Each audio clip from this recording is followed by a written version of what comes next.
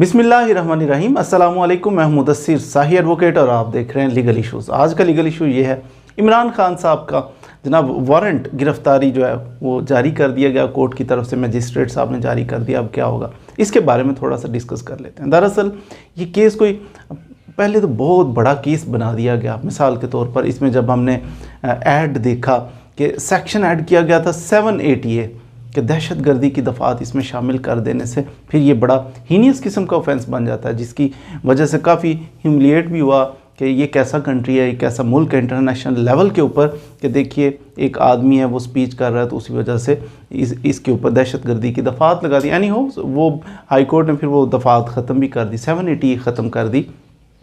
अब उस केस के पल्ले क्या है, वो केस कितना हीनियस रह गया, ये इसके ऊपर थोड़ा सा डिस्कस रोशनी डाल देते हैं। 4 सेक्शंस इसमें बाकी हैं। आपने अगर वारंट की कापी, बल्कि इस वीडियो के थंबनेल के ऊपर भी मैंने वो वारंट की कापी लगा दी है, अगर आप गौर से देखें ना तो 4 सेक्शंस है उसके अंदर। वो सेक्शंस क्या क्या हैं, उनकी सज़ा कितनी है, ये थोड़ा सा मैं अर्ज़ कर देता हूँ। सबसे पहली सेक्शन उसके अंदर पीपीसी की जो लगाई गई वो है 188। 188 क्या, 188 कहता है कि अगर पब्लिक सर्वेंट की कोई बंदा डिसओबीडियंस करता है, इंटेंशनली जानबूझकर करता है, जिसकी वजह से नुकसान का अंदेशा है। मिसाल के तौर पर वो कोई काम, पब्लिक सर्वेंट है, आपको कोई काम करने से रोकता है, ऐसा नहीं करना आपने, या पब्लिक सर्वेंट कहता है ये काम करें, ऐसा करें, आप नहीं करते, या आपकी पोजेशन में कोई चीज़ है ऐसी, वो पब्लिक सर्वेंट उसके मुतल्लिक़ कोई आपको ऑर्डर पास करता है कि जनाब आप ये कर लें, ये ना करें, तो आप जानबूझकर पब्लिक सर्वेंट जो आपको कहने का मजाज भी था वो कह रहा है तो आप डिसओबीडियंस करते हैं, उसकी बात नहीं मानते। इस सूरत हाल में फिर आपके ऊपर बोझ आएगा कि आपने डिसओबीडियंस की थी। इसकी सज़ा क्या हो सकती है, 1 माह तक आपको कैद की सज़ा हो सकती है या जुर्माना हो सकता है, या दोनों सज़ाएँ भी हो सकती हैं। ये था 188 सेक्शन जो लगा। 189 क्या कहता है, 189 कहता है कि अगर आप धमकी देते हो, पब्लिक सर्वेंट को आप धमकी देते हो परेशान करने के लिए, उसको या उससे एसोसिएटेड किसी पर्सन को, उसके बेटे को, उसकी वालदा को, किसी को यूँ धमकी दे देते हो ताकि ये कोई काम कर रहा है ये ना करे या स्लो कर दे, कुछ ऐसा फेवर लेने के लिए, उसको प्रेशराइज़ करने के लिए कोई धमकी देते हो, तो इसकी सज़ा 2 साल तक हो सकती है और साथ आपको जुर्माना हो सकता है, या सिर्फ जुर्माना हो सकता है, या सिर्फ सज़ा हो सकती है, या दोनों भी हो सकती हैं। और इसको 2 साल तक पनिशमेंट हो सकती है या जुर्माना हो सकता है, या दोनों सज़ाएँ भी हो सकती हैं। 189। इसके अलावा था उसमें 504 कहता है, 504 कहता है कि इंसल्ट करना, किसी बंदे को आप गुस्सा दिलाने के लिए आप उसकी इंसल्ट कर देते हैं कि ये बंदा रिएक्ट करे, कोई फड्डा बने। कभी भी किसी मौके के ऊपर आप कहीं पर हैं तो आप ये यानी इश्ताल दिलाते हैं, किसी को इंसल्ट इस नीयत के साथ करते हैं कि ये बंदा कुछ करे और ये शोर शराबा इधर हंगामा हो जाए, तो इस नीयत के साथ अगर करें तो ये 504 है, इसकी सज़ा है हंगामा। ये चाह रहा था, इस वजह से इंसल्ट की, तो इस बंदे को 2 साल के लिए कैद की सज़ा हो सकती है या जुर्माना हो सकता है, या दोनों सज़ाएँ भी हो सकती हैं। ये 504 था। 506 था इसमें चौथा सेक्शन।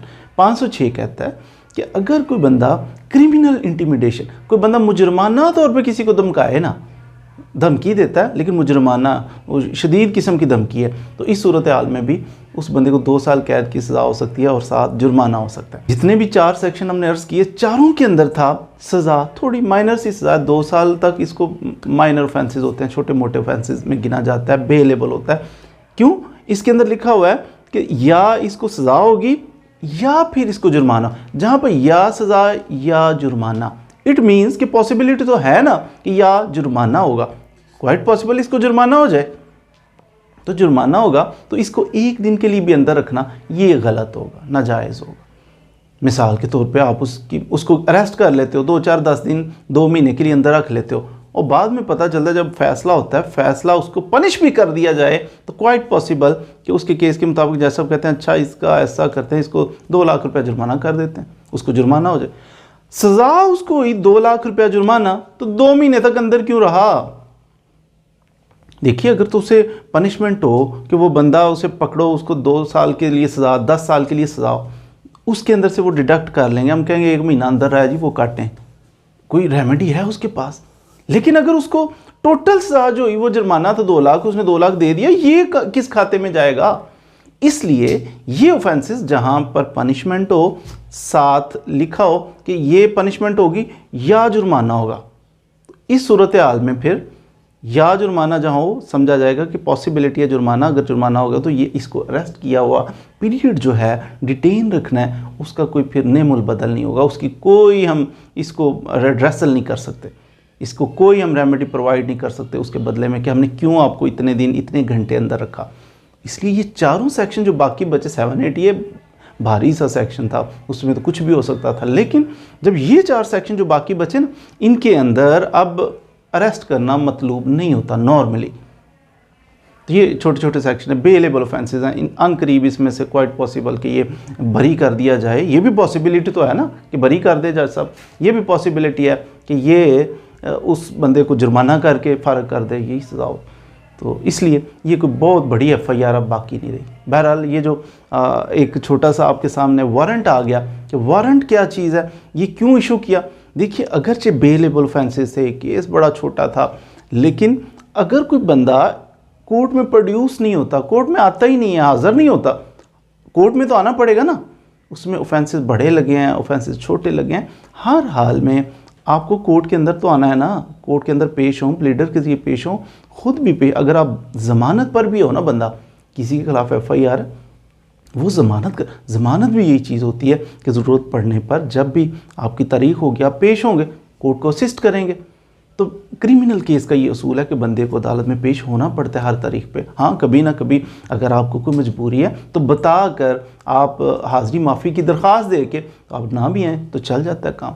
बहरहाल अगर आप पेश नहीं होते, तशरीफ़ नहीं लाते अदालत के अंदर, तो फिर आपके ख़िलाफ़ ज़ाहिर है वारंट कोर्ट इशू कर सकती है, कोर्ट के पास इख्तियार है कि वारंट इशू करे। लेकिन वारंट का मतलब ये थोड़ी होता है कि आपको पकड़ा जाएगा, खींचा जाए, ऐसा कुछ नहीं होता।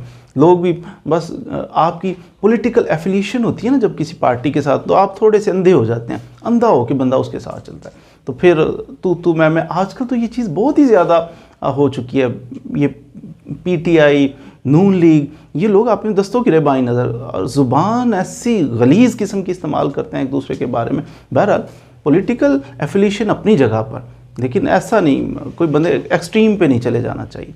बहरहाल जी, इमरान खान साहब के फॉलोअर्स जो हैं वो बहुत सारे उनके घर पहुंच के पकड़ने नहीं देंगे, पर पता नहीं पकड़ना भी था किसी ने या नहीं पकड़ना था। एनी हो, बहरहाल इस केस के अंदर कुछ नहीं है। खान साहब अगर पेश हो भी जाते हैं कोर्ट में, जाकर कोई एप्लीकेशन भी मूव करते हैं, तो इस वारंट की कोई ऐसा हैसियत नहीं है, कोई दायमी वारंट कोई उनके जारी नहीं हो गए कि अरेस्ट करना फ़र्ज़ हो गया, लाजमी हो गया, अरेस्ट किया ही जाएगा, ऐसा नहीं है।